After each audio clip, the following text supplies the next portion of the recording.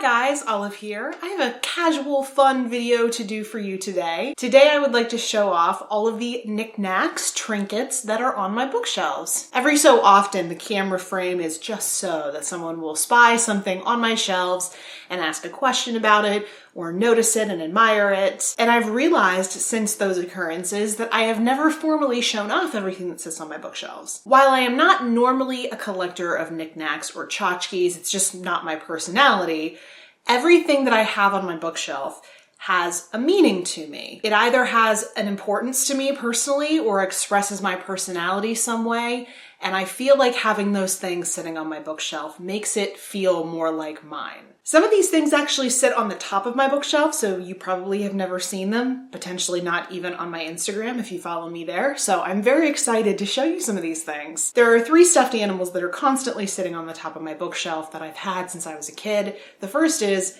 this guy, Zarfos the zebra. He did not come with that name. I gave him that name, and I don't know how I came up with it. The second is this little panda bear, who has always remained nameless for some reason. The third one is probably the most special I've had since I was a very young child, and it was my favorite stuffed animal for many years. That is this little dinosaur stuffed animal, which I for some reason called Dragon. He was won at an amusement park with a very close friend of mine when I was a child.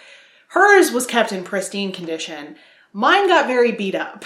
The fabric on his underside actually started to fray, so there are little stitches here to put him back together again. That is how much this little guy was loved. For various reasons, I don't have a lot of mementos from my childhood, but I'm very happy that I have this guy. The other stuffed animals on my shelves include the book outlet bear. I think that they ended up calling him Stacks, and he has the pin from an asteroid made of dragons from the book bath box that I got in the autumn. Most of the time you can normally see over here in this corner the Pokemon that sit on my shelves. There are 3 of them now since Christmas. There's Charmander, Eevee, and the one that my husband got me so kindly for Christmas is Umbreon, which is my favorite Pokemon along with Lapras. The remaining stuffed animals on my shelves are Russia related. If you've never seen the Russian cartoon Cheburashka, you are sincerely missing out. I will try to put a link down in the description box below for you to watch a sample. It is a beloved Soviet cartoon. I absolutely adore it. I actually learned a lot of Russian from watching that show, so I have a lot of fond memories of it. One year for Christmas in the not too distant past, one of my friends from college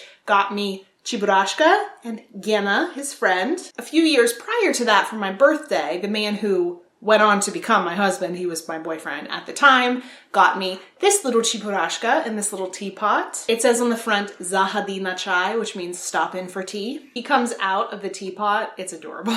The majority of the stuff remaining is Russia related, but I'll cover all the non-Russia stuff first. The first thing being this cross stitch that my very dear friend that I met on my study abroad trip to Russia, her name is Lisa, made for me. If you are cultured enough to know, this is a Nicki Minaj lyric. And while my husband has quite a few Pop Funkos now, I don't have that many. I just have these ones from Beauty and the Beast. I have Lumiere, as well as Mrs. Potts and Chip. I loved Beauty and the Beast growing up, so I couldn't resist those. The last non-Russia related thing I have is this bookend. This is something that my best friend got me for Christmas one year, and when books are stacked here, it looks like this little guy is going to get crushed by the fall. Given my ever-growing collection of books, I actually don't need a bookend right now. When we were at our old apartment and these 2 bookshelves were standing side by side instead of in a corner, I use this bookend to stack books on the top of the bookshelf, which I am not as able to do here. But I'm hoping that when eventually I get another bookcase, I will have a use for this. And then all the remaining Russia-related objects, I of course have to have some matryoshki on my shelves. So I first and foremost have this little one, which was a gift from my godmother. She has little strawberries on the front and back. She's beautiful. This next one doesn't really count, but it is a lip balm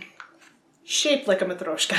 And the last matryoshka that I have on my shelves is probably the most special to me because I picked this one out myself in Kije, which is an island in Karelia. On the next to last week of my study abroad trip, after we were finished with our studies, we took a riverboat cruise up to Karelia. Our boat was literally named the Karl Marx. I kid you not.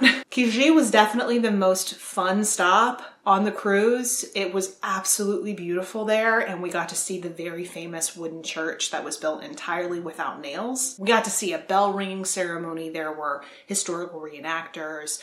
in the different buildings that we went into, reenacting some of the history of the island. It was a very special experience. And at the very end, of course, it being a little bit tourist trappy, I picked out this matryoshka. There was something about her that just made her really special for me. All of the dolls inside look just about the same as she does on the front. I just love the colors on her. I also love that I found her on Kijiji instead of in St. Pete, because there were quite a few tourist places where you could buy souvenirs. But none of the matryoshki were this beautiful. And they certainly didn't feel as authentic. Not that matryoshki are authentically Russian anyway, but that's a different story. I did end up at the end of my trip going into one of those souvenir shops and picking up things for all of my loved ones to bring back home with me. But I did end up getting a few things for myself as well. One of them being this little plaque that says St. Petersburg on the bottom and Sankt Peterburg at the top, which is St. Petersburg in Russian. The church shown on this plaque, I am sure you have seen pictures of. It is one of the most famous landmarks in St. Petersburg, the Church on Spilled Blood, or as the Russians call it, Chrám Spásy na Krávi. I did not live very far away from this church when I lived in St. Petersburg, so this was very nice to have on my shelves. This next thing came from the Political History Museum in St. Petersburg, which I visited twice and geeked out both times. I, of course, had to get something from their gift shop, so I got these glasses with Soviet leaders' faces on them. You have Lenin, Stalin, and Brezhnev. I mean, why wouldn't you drink out of these on a daily basis? I actually don't use these very much in my everyday life. They are more of a collector item and I am terrified of ruining them. I wrapped these in so many layers of clothing and then prayed so hard that they didn't break on the way back from St. Petersburg.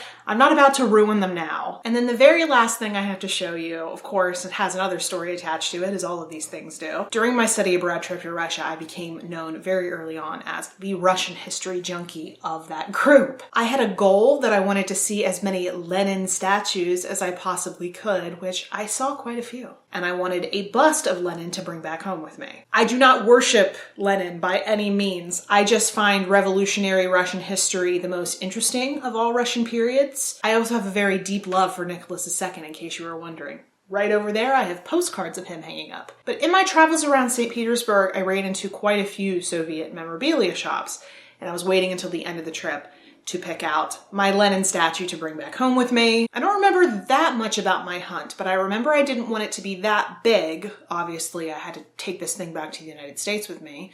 And I also wanted it to be black. The white ones creep me out for some reason. Yeah.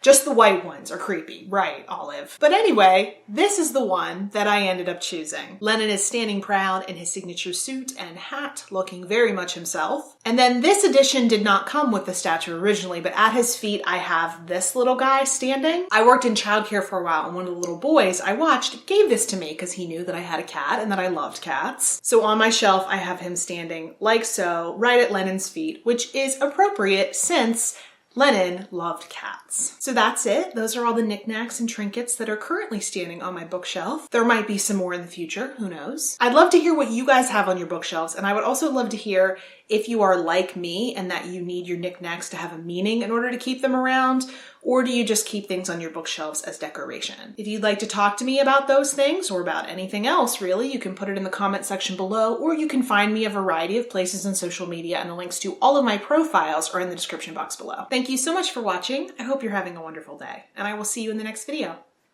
Bye.